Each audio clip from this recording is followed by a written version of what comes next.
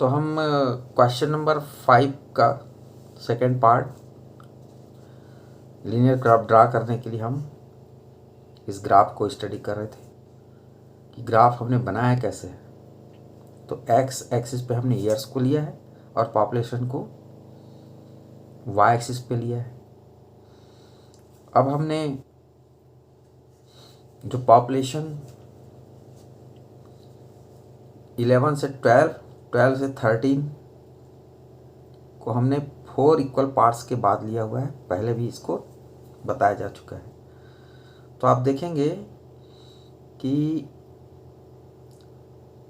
चूंकि 4 equal parts के बाद नेक्स्ट नंबर आया हुआ है, तो इसका 2 इक्वल पार्ट्स के बाद जो नंबर आएगा वो एक्चुअल में क्या होगा, 11.5। फिर इन दोनों के बीच में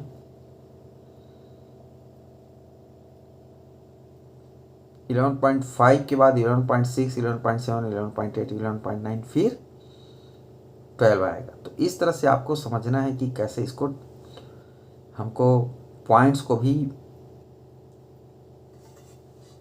कैसे प्लॉट करेंगे इसमें वाई एक्सिस पे पॉपुलेशन को देखते हुए। तो देखते हैं कि 2003 में यहाँ पर ये बताना ज़रूरी है कि ये जो डॉट से हमने शो किया है वो वुमेन के लिए है और सिंपल लाइंस सेगमेंट से जो दिया गया है वो मेन के लिए है। तो 2003 में नंबर ऑफ मेंस दिया 12, तो ये हो गया 12। और 2003 से सीधी लाइन खींचेंगे और 12 से सीधी लाइन खींचेंगे, जहाँ भी इंटरसेक्ट करेंगे दोनों लाइनें वो क्या हो जाएगा, 12 हो जाएगा। और वहीं पर नंबर ऑफ वुमेन है 11.3, तो 11 और उसके बाद 11.3 हमने 11 और 11.5 के बीच को हमने 5 इक्वल पार्ट्स में डिवाइड किया है, तो तीसरा पार्ट जो होगा वो हो जाएगा 11.3। तो 11.3 से सीधी लाइन ड्रॉ करेंगे और 2003 से तो जहाँ भी दोनों इंटरसेक्ट करेंगे वो हो जाएगा 11.3। इसी तरह 12.5, तो 12 और 13 के बिल्कुल बीचों बीच में आएगा 12.5, तो ये पॉइंट हो जाएगा 12.5 मेन के लिए हो जाएगा। और वुमेन के लिए दिया है 11.9, तो 11.9 जो है 11.5 से और आगे 11.6, 11.7, 11.8, 11.9, फिर 12 आता है। तो इस तरह से हम यहाँ से सीधी लाइन खींचेंगे 11.9 से और 2004 से, तो ये जहाँ भी इंटरसेक्ट करेंगी ये दोनों लाइनें वही पॉइंट हो जाएगा 11.9। तो इस तरह सारे पॉइंट्स को हम जब प्लॉट करेंगे और उसके बाद उसको ज्वाइन करेंगे तो हमें फाइनली जो लाइन ग्राफ हमें मिलेगा वो कुछ इस तरह से मिलेगा। और इसी तरह हमें लाइन ग्राफ में हम नंबर ऑफ मेन और नंबर ऑफ वुमेन को शो कर सकते हैं। अब देखते हैं एक्सरसाइज 15.2। 15.2 एक्सरसाइज का फर्स्ट का सी पार्ट आप देखेंगे तो इसमें दिया है plot the following points on a graph sheet, verify if they lie on A line. तो इसमें पार्ट में पॉइंट ए करके दिया है 4, 0, बी, इस तरह से हम सी पार्ट को देखेंगे। के, एल, एम, एन को प्लॉट करेंगे। के है 2, एक्स कोऑर्डिनेट है 2, वाई कोऑर्डिनेट है 3, सभी पॉजिटिव इंटीजर्स हैं, ये सभी फर्स्ट कोऑर्डिनेट में आएंगे। एक्स कोऑर्डिनेट 5 है, ये भी 3 भी पॉजिटिव है। एम का जो कोऑर्डिनेट है ये है 5, 5 और एन का 2, 5। इसको कैसे हम प्लॉट कर सकते हैं,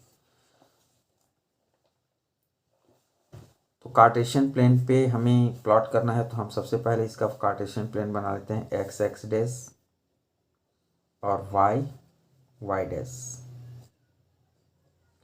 तो इस तरह से तो 2, 5 को हम प्रत्येक पार्ट्स को 1, 2, 3, 4, 5, 6 ग्राफ पेपर में आप देखेंगे तो इस तरह से एक एक बॉक्स जो बना हुआ है प्रत्येक 10 इक्वल पार्ट्स में डिवाइड किया रहता है।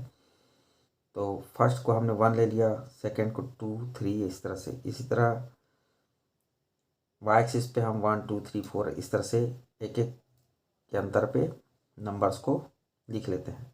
अब हमें जिस नंबर को प्लॉट करना है, जैसे 2 3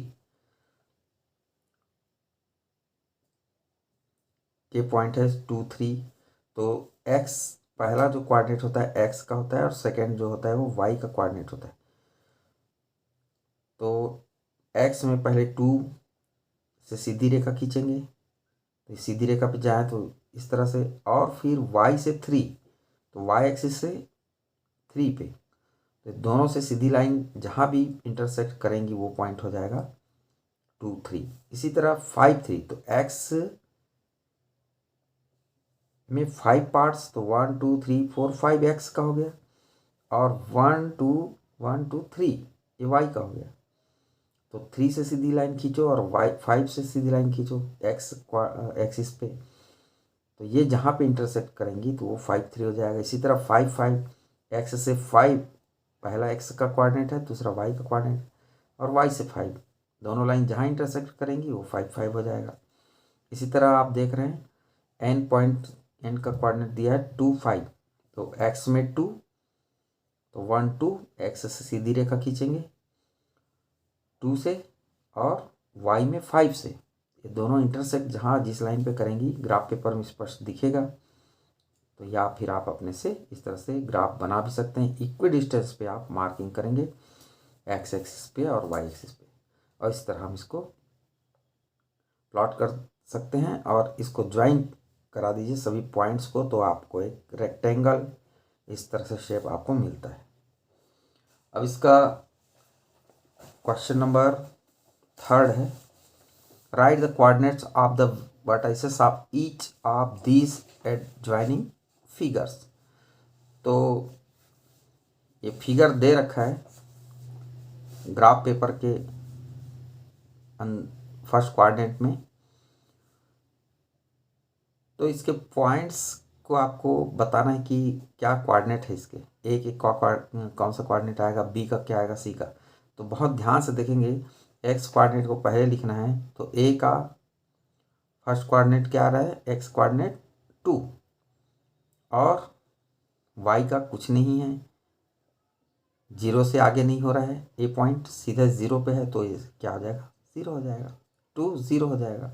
इसी तरह बी का क्या हो जाएगा, एक्स कोऑर्डिनेट 2, और वाई में देखेंगे तो वाई से कहाँ 1 2 3 से गया हुआ है सीधी रेखा, और वाई एक्स से एक्स के 2 नंबर से सीधी रेखा खींचा, दोनों का इंटरसेक्टिंग पॉइंट बी है, तो आप इसका कोऑर्डिनेट हो जाएगा 2 3 बी का। और सी का हो जाएगा, एक्स कोऑर्डिनेट 0 है, एक्स लाइन पे एक्स 0 और वाई पे 3 है, तो 0 3 सी का हो जाएगा। और 0 का तो ओरिजिन का तो 0 0 होता है, तो इस तरह आप बता सकते हैं।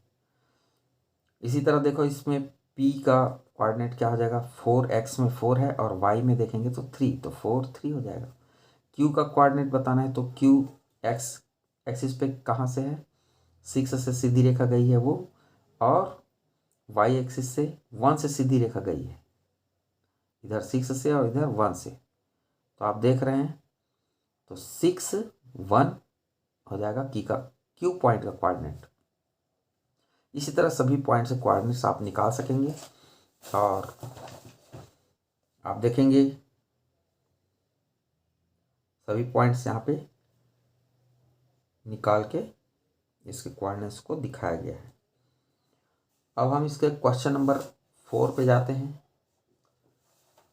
क्वेश्चन नंबर 4 कह रहा है कि state whether true or false, correct that are false.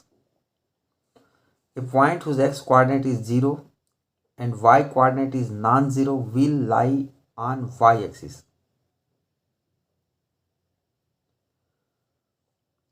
तो एक ऐसा पॉइंट जिसका कोऑर्डिनेट x कोऑर्डिनेट 0 है और y कोऑर्डिनेट नॉन जीरो है, मतलब 1 2 3 4 कुछ भी हो सकता है, तो किस पर लाई करेगा, it will lie on y axis, तो y एक्सिस पे ही लाई करेगा वो लाइन। जैसे कि आप यहाँ पर सी पॉइंट का भी देखे हैं 03, तो ये बिल्कुल करेक्ट स्टेटमेंट है, इज ए ट्रू। सेकेंड है a point whose y coordinate is 0 and x coordinate is 5 will lie on y axis, तो ये गलत है, फॉल्स स्टेटमेंट है। थर्ड देखें, the coordinate of origin are 0 0, ये बिल्कुल सही है, ओरिजिन का कोऑर्डिनेट हम 0 0 ही लेते हैं। ओके, 15.2 भी कंप्लीट हो जाता है। ओके।